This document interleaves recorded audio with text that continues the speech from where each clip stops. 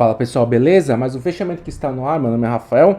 Bom, eu espero que amanhã vai ser um dia bem importante, né? A gente vai ter reunião do Fed, reunião do Copom. Espero que a câmera esteja funcionando novamente, né? Ela está com alguns problemas, mas o que importa é o comentário e o gráfico, tá? O que aconteceu hoje? Mercado depois de duas quedas consecutivas, né? Uma forte queda, na verdade. São assim, né? Três quedas consecutivas, mas uma forte queda que foi, né, na sexta-feira e, e aqui, né, foi praticamente de lado, tá? Então, mercado se recuperando, mantendo seu viés de alta de curtíssimo prazo, como a gente vem comentando, enquanto acima dos 109 mil pontos mantém a sua tendência de alta de curtíssimo prazo. E hoje a gente teve, né, último pregão do mês. Encerramos janeiro com uma alta de 3,37, né? Então a gente vê aqui uma alta de 3,37 por mês. Primeiro pregão, primeiro mês positivo desde outubro, né?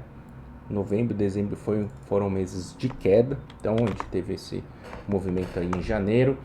E o grande destaque no fato, né, foi essa arrancada do dia 4 até basicamente o dia 12, né, que foi a questão do plano do governo com relação a receitas para cobrir o rombo fiscal, né? E justamente esse assunto entrou em cena hoje mais uma vez, ajudou a derrubar a curva de juros, né? Não foi uma queda, mas ajudou no processo de, né, tirar um pouco de risco e somado a petróleo em alta de 1% e o minério de ferro subindo, uma ligeira alta de 0,4%, mas estável no 130, fez o mercado subir 1%, tá?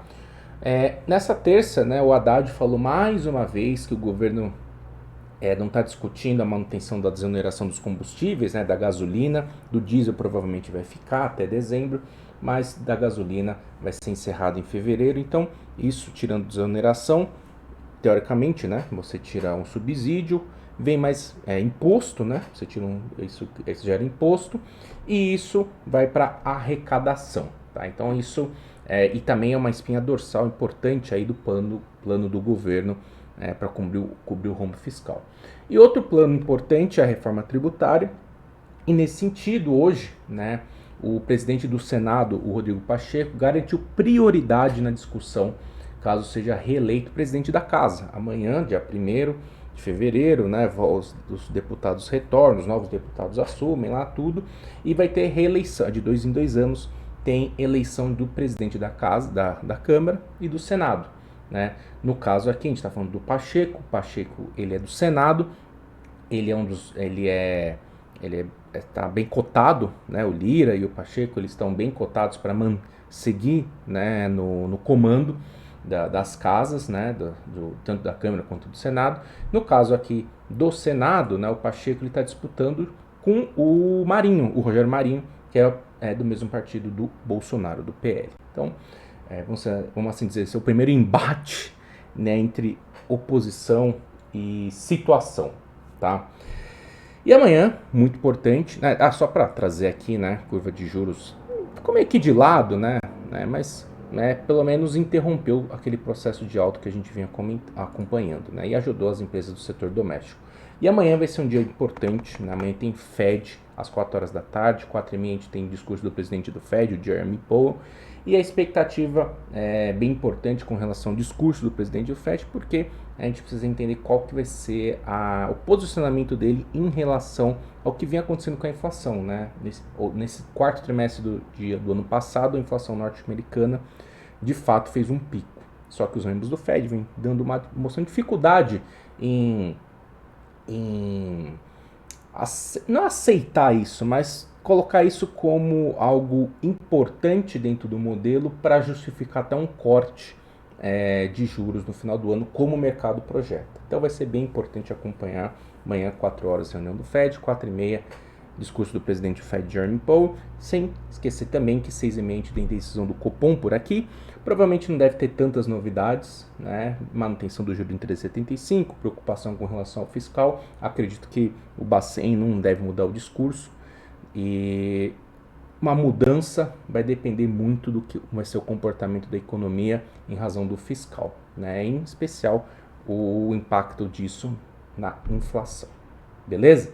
Então, mercado seguindo esse viés de alta, se conseguir romper esses 115 mil pontos, iniciar fevereiro rompendo esses 115 mil pontos, espaço para voltar para o 118, 240.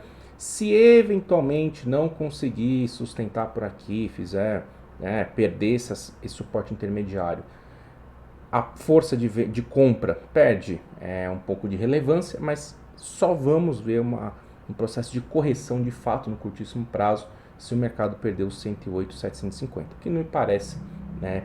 Por enquanto não tem esse cenário muito como provável, tá? Deu destaque aí das blue chips, Vale, apesar da ligeira alta do minério de ferro, fechou praticamente estável, né? Tá na máxima histórica, é difícil romper uma máxima histórica de uma vez só, mas como a gente já vem falando, acima dos R$91 segue sua tendência de alta principal.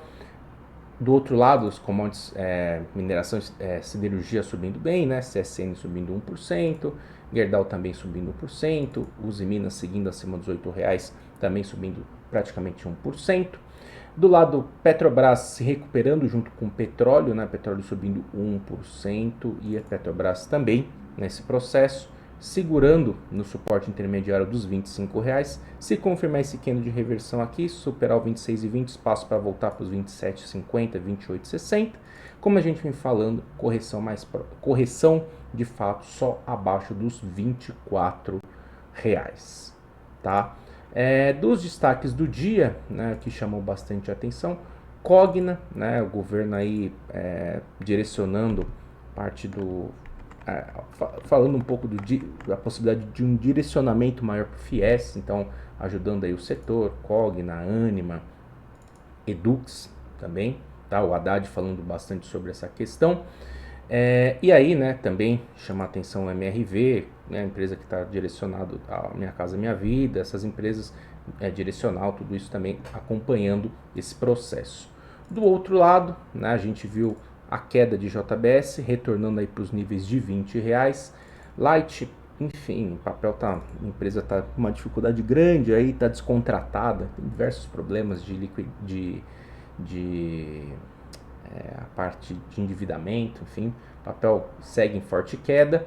E chama a atenção Klabin, né? Klabin que fez um bom movimento de alta, devolveu tudo, muita atenção esses R$19, que se eventualmente perder, pode iniciar um processo de correção natural, né? Natural não, né? Processo de correção que vem desta perna de baixa e também da tendência de baixa que a gente tem no curto prazo, beleza? Então é isso, amanhã vai ser muito importante a gente acompanhar o Fed às 4h30, certo? Grande abraço e até mais.